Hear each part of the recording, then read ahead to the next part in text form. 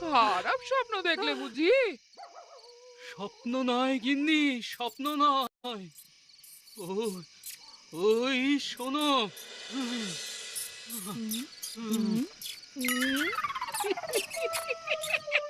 ভূত নয়, ভূত নয়, ইঁদুর। এই হুশ হুশ, যা যা যা যা যা যা যা। ছ্যা, ছ্যা, ছ্যা, ছ্যা, ছ্যা, ছ্যা। যে কিনা নিজের বুদ্ধির জোরে রাজ্য জয় করে বেড়ায়, সে কিনা ভূত ভয় পায়। ভূত নয়, ভূত নয়। আমি ওই ভয়কেই খুব ভয় করি। আর মান সম্মান সে তো বিয়ের পর থেকেই আর আস্ত নেই। কে বললে? এই না মানে ইঁদুরগুলো আমার মান সম্মানটাও কেটে নিয়ে চলে গেছে। যত সব। আহ, আহ।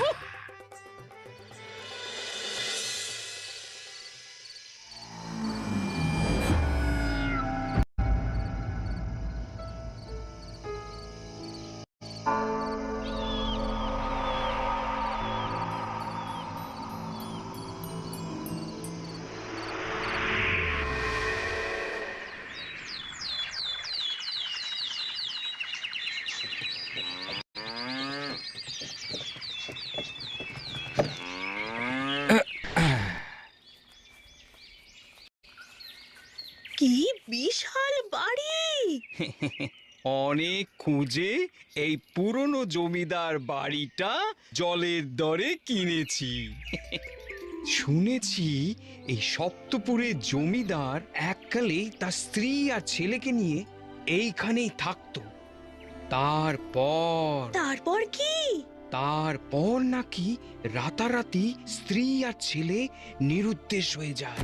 সেই শোকে কয়েকদিনের মধ্যে জমিদারও নাকি চলে যান। আর তারপর থেকে এই বাড়িটা পড়েই আছে। ও, চলো এবার ভেতরে যাওয়া যাক। হ্যাঁ, তাই চলো, তাই চলো। হ্যাঁ, হ্যাঁ হ্যাঁ।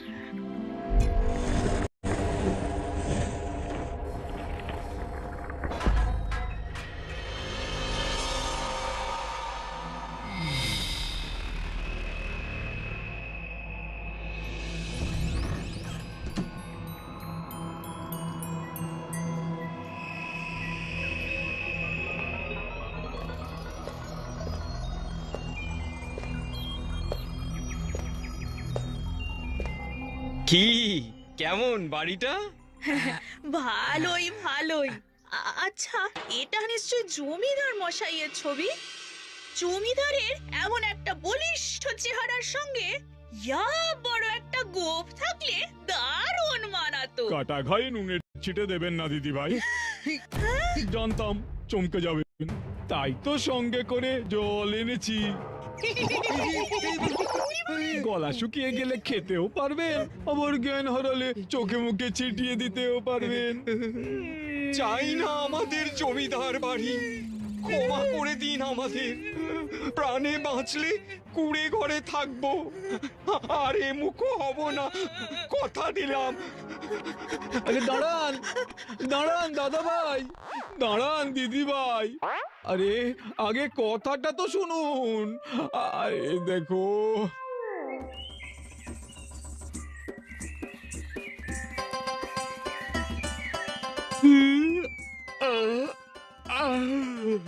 এই গোপাল, খালি খালি হাই তুলো না তো। আরে তোমার নকল গোপটা যে এবার খুলে যাবে। এ কি মহারাজ, আপনারও কি আমার মতো রাতে ঘুম হয়নি? মোটেই না, আমি হাই তুলছি তোমাকে দেখে। আর জানো না, কথায় আছে হাই জিনিসটা খুব হিংসে, দেখলেই তুলতে ইচ্ছে করে। শুধু হাই নয় মহারাজ, লোকের কাছে ফুলগুলো হিংসের, দেখলেই টুক করে তুলতে ইচ্ছে করে। ওই দেখুন।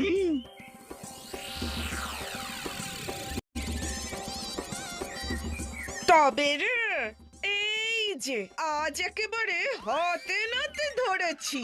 তার মানে তুই রোজ সকালে আমার গাছের ফুল চুরি করিস না? আমাকে একদম চোর বলবে না। ঠাকুরের নামে কিছু নিলে তাকে চুরি বলে না। তবে কি ডাকাতি বলবো? হবেই তো। যে রাজ্যে মহারাজের মতো ডাকাত আছে, সে রাজ্যে দিনে দুপুরে ডাকাতি তো হবে। এই, আমাকে একদম মহারাজার মতো ডাকাত বলবি না। তার চেয়ে বরং চোর বল, সেটা অনেক বেশি সম্মানের। হ্যাঁ, তা ঠিক বলেছিস। তুই তো সামান্য কটা ফুল নিয়েছিস, ওদিকে মহারাজ দিনের পর দিন খাজনার নামে সর্বস্ব লুট করে চলেছেন। জমি, বাড়ি, সোনা, গয়না কিছুই তো বাদ দিচ্ছেন না। এই গোপাল, এ আমি কি শুনছি? ছি ছি ছি ছি ছি ছি ছি। কোনোদিন খাজনার নামে আমি তো প্রজাদের উপর অত্যাচার করিনি। উল্টে যারা খাজনা দিতে পারবে না বলেছে তাদের আমি খাজনা মকুব করে দিয়েছি। আমিও তো সেটাই ভাবছি। না, হিসেব যে কিছুতেই মিলছে না। ওর কাছে ছিল 13, কিন্তু 7টা তো কত মিলেছে। এতক্ষণে হিসেবটা মিলেছে। এ মাসে খাজনার নামে প্রজাদের কাছ থেকে ওই 1,500 স্বর্ণ মুদ্রা, 13 বিঘা জমি আর 70 ভরি সোনা হাতিয়েছি। মহারাজ ঘুণাক্ষরেও টের পায়নি। আস্তে দিনের বেলা ঘরে জানলা খুলে এইসব হিসেব করতে নেই। আচ্ছা, তোমার বুদ্ধি জানলাটা কবে খুলবে? তুমি একদম চিন্তা করো না গিন্নি। হ্যাঁ, এবারে কোমর বেঁধে তবেই মাঠে নেমেছি। ওই কোমরের বাদর যে কবে কোমরের দড়ি হয়ে যাবে টেরই পাবে না। যতদিন এই রাজ্যে গোপাল ভাঁড় আছে ততদিন তোমাকে নিয়ে আমার দুশ্চিন্তার শেষ নেই বাবা। আর দুশ্চিন্তা করতে হবে না। অনেক ভেবে চিনতে সব ঘুঁটে সাজিয়েছি। এই রাজা খারাপ রাজা, আমরা কেউ ভালো নেই। এমন রাজা চাই না আমাদের। মহারাজ নিপাচ্চা। রাজা না রক্তচোষা? এই রাজা খারাপ রাজা। এমন রাজা চাই না আমাদের। মহারাজ নির্বাচন।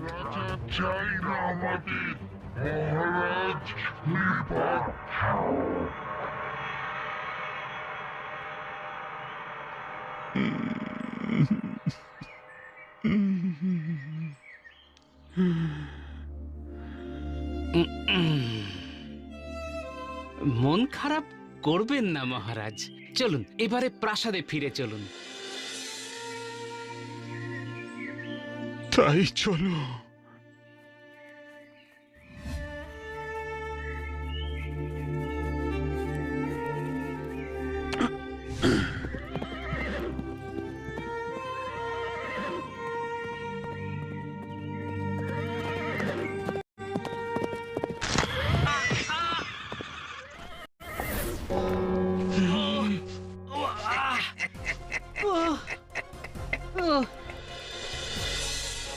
মহারাজ, আপনি পালিয়ে যান।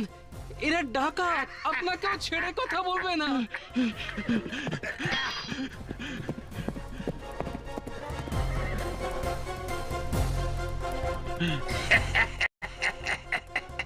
মহারাজ তো পালিয়ে গেলেন, কিন্তু তুই পালাবি কোথায়?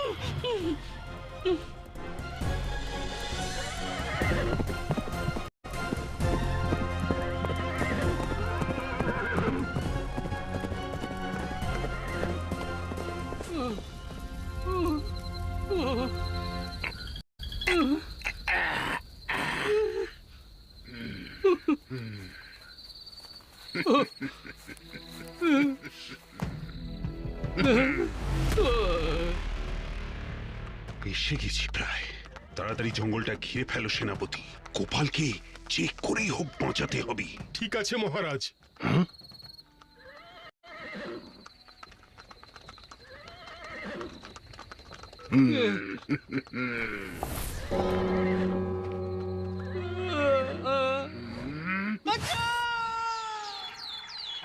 আওয়াজটা ওই দিক থেকে এলো মহারাজ। চলো।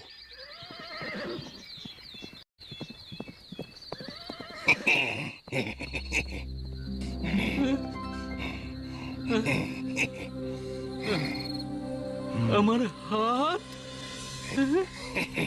গুরু সব ঠিক আছে তো? ঘুম হলো?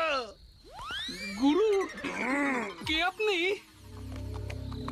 এই দেখো গুরু, তুই যেমনটা বলেছিলে তেমনটাই করেছি। বাচ্চা পুরো বিকিনি মহাজন কাউকে বাদ দিইনি। যার বাড়িতে যা পেয়েছি সব তুলে নিয়ে এসেছি। বলছি গুরু, আমাদের এবার একটু বেশি করে ভাগ দিও। মানছি যে ডাকাতির পুরো পরিকল্পনাটাই তোমার, কিন্তু কাজটা তো মাঠে নেমে আমরাই করেছি। গোপাল বিশ্বাসঘাতক! না না না না, সবাইকে গ্রেপ্তার করো, গোপাল কেউ ছাড়বে না। মহারাজ। ছি গোপাল ছি, এই ছিল তোমার মনে? মহারাজ, আমি বলি কি, এই গোপালকে কারাগারে ঢুকিয়ে তালা দিয়ে চাবিটা সমুদ্রের জলে ফেলে দিন, যাতে বিশ্বাসঘাতকটা জীবনে কোনোদিনও আর বাইরে বেরোতে না পারে। না, কারাগার হোক কি খোলা আকাশের নিচে, এই রাজ্যের মাটিতে গোপালের কোনো অস্তিত্ব আমি রাখবো না। আমি ডাকাত দলকে আজীবন কারাবাস দিলাম, আর গোপালকে পরিবার সমেত রাজ্য ছাড়া করলাম। এটাই আমার আদেশ।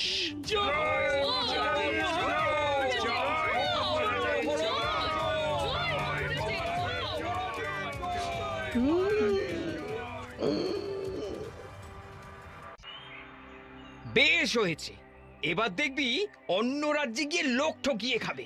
আমার তো বাপু প্রথম থেকেই ওই গোপাল দাদাকে সুবিধের লোক বলে মনে হতো না।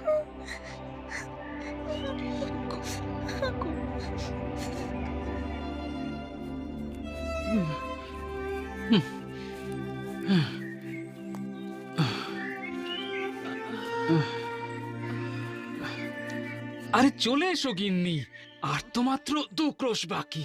তারপরেই সপ্তপুর নামে একটা গ্রাম আছে।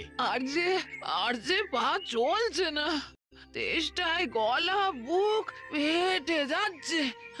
আহা, ভারী শরীরে একটু তেষ্টা তো পাবেই। মজা, এত কিছুর পরেও মজা আসে কোথা থেকে? চলো চলো।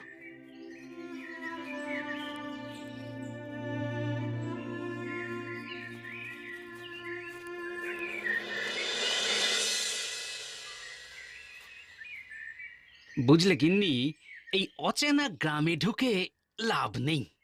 কে কেমন মানুষ হবে বলা তো যায় না। তার চেয়ে গ্রামের বাইরে এই বাড়িতে কয়েকটা দিন কাটানো যাক। মনে হচ্ছে বাড়িটা খালিই পড়ে আছে। হ্যাঁ, সেই ভালো। চলো চলো চলো।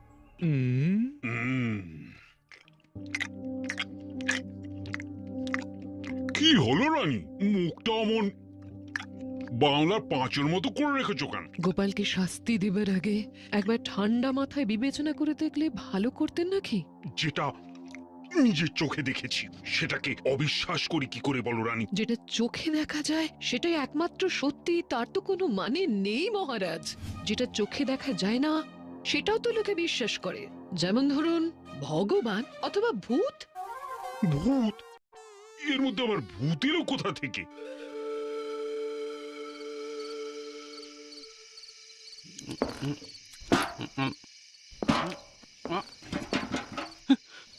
এসেছে এসেছে, এর মধ্যে ভূত এসেছে গিন্নি।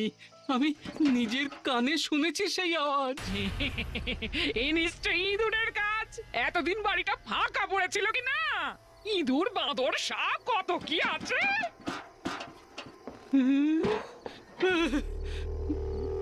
গিন্নি, এ তো যে সেই দূর নয়, একেবারে গেছই দূর। আরে আগে তো তোমাকে খেতে দিয়ে নি, তারপর ওর গোপ ধরে আমি বাড়ির বাইরে ছুঁড়ে ফেলে দেবো, এই আমি বলে দিলাম। হ্যাঁ, এই ইঁদুরের গোপ নেই। উফ, আবার গোপ তুলে কথা, মনে বড় ব্যথা লাগে।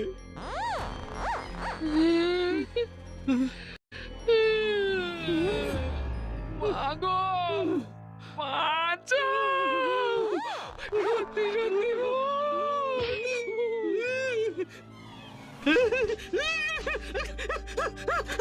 আরে দাঁড়ান দাদা ভাই, দাঁড়ান। আরে আমার কথাটা একবার শুনুন। পালিয়ে যাবেন কোথায় শুনি? এই বাড়ি এককালে আমার ছিল, সব অলিগুলি আমার মুখস্থ।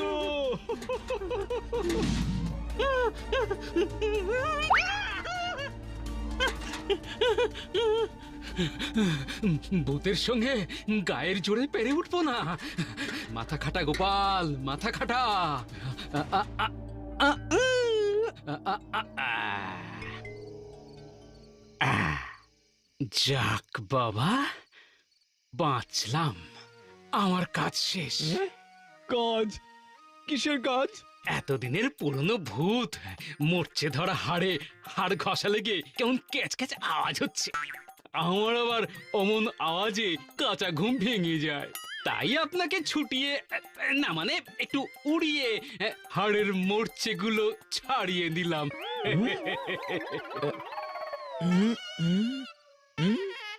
এই এই সত্যি তো, আর তো আওয়াজ হচ্ছে না। এই তুমি কি কবিরাজ? আগে না, আমি গোপাল ভাঁড়। হ্যাঁ?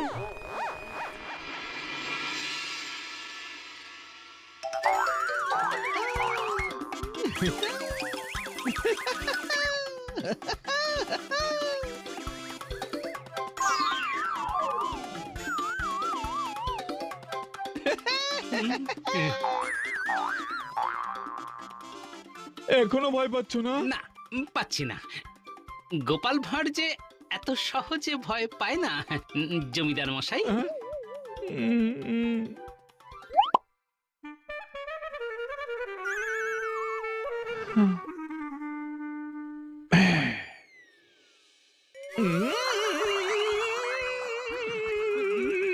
এরকম করবেন না জমিদার মশাই, মাথার পেঁচ খুলে যাবে যে। এই দেখো, খুলে গেছে। ছি ছি ছি ছি ছি ছি, কিছুতেই তোমাকে ভয় দেখাতে পারছি না। অতীতে বেঁচে থাকতে আমার ভয়ে সপ্তপুরের বাঘে গরুতে এক ঘাটে জল খেত। এই কেন? গ্রামে ঘাট কি একটাই ছিল?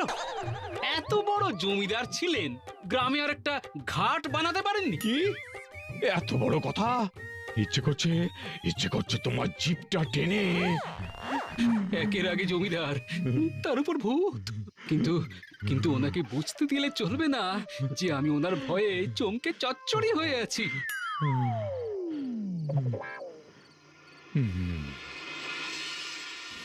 থাক থাক, জীবনটাও গেছে, জমিদারিও গেছে, ছেলে বউও গেছে, মেজাজটা রেখে আর কি করব?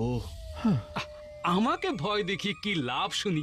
ভয়ের চোটে যদি আমার আত্মারাম একবার খাঁচা ছাড়া হয়, তাহলে আপনার বিপদ বাড়বে বই, কমবে না। বিপদ?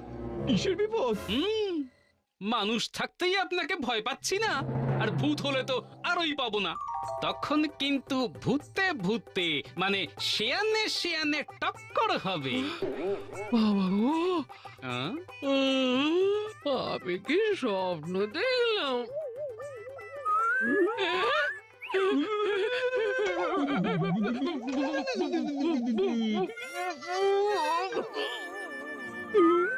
বোঝো কাণ্ড, বেচারি গিন্নি আমার ঠিক করে 3 বার ভূত ভূত পর্যন্ত বলতে পারলো না, 2.5 বার বলেই আবার শুয়ে পড়লো। এতদিনে অনেক মানুষ আমাকে দেখে জ্ঞান হারিয়েছে, একমাত্র তোমাকে দেখলাম আমার সামনে গলা তুলে কথা বলছো। হ্যাঁ, কারণ আমি গলা দিয়ে নয় মাথা দিয়ে কথা বলি। আপনার থেকে আরো অনেক ভয়ঙ্কর জীবের সঙ্গে এই জীবনে আমার দেখা হয়েছে, তারা কেউ আমার সঙ্গে বুদ্ধির জোরে পেরে ওঠেনি। আপনিও পারবেন না, তাই খামোখা ভয় না দেখিয়ে কি চান খোলাখুলি বলুন দেখি। মুক্তি চাই গোপাল, মুক্তি। তুমি সাহসী, মনে হয় বুদ্ধিমানও, তাই হয়তো তুমিই পারবে আমাকে মুক্তি দিতে। মুক্তি যেন ভোলা ময়রার দোকানের সন্দেশ, গেলাম আর কিনে নিয়ে এলাম। আরে কিসে মুক্তি, কিভাবে মুক্তি, কেন মুক্তি এসব না জানলে আপনাকে সাহায্য করব কিভাবে?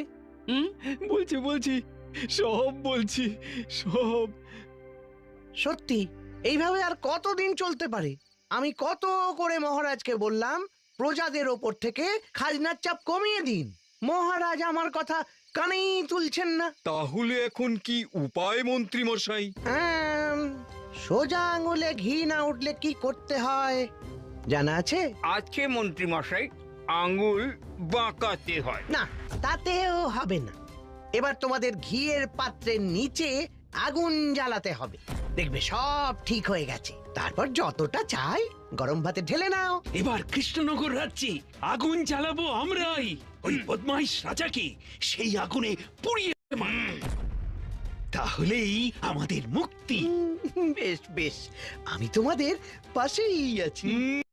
না না না না, শুধু পাশে থাকলে চলবে না, আপনাকে সামনে থাকতে হবে। আপনি আমাদের দুঃখের দিনে সবার আগে এগিয়ে এসেছেন। আমরা আপনাকে পরবর্তী রাজা হিসেবে দেখতে চাই। এটাই তো শুনতে চাইছিলাম। বলছি, এত করে যখন বলছো তখন তোমাদের কথা ফেলি কি করে? জয় মন্ত্রী মশাই, জয় জয় মন্ত্রী মশাই, জয় জয় জয় জয় জয়।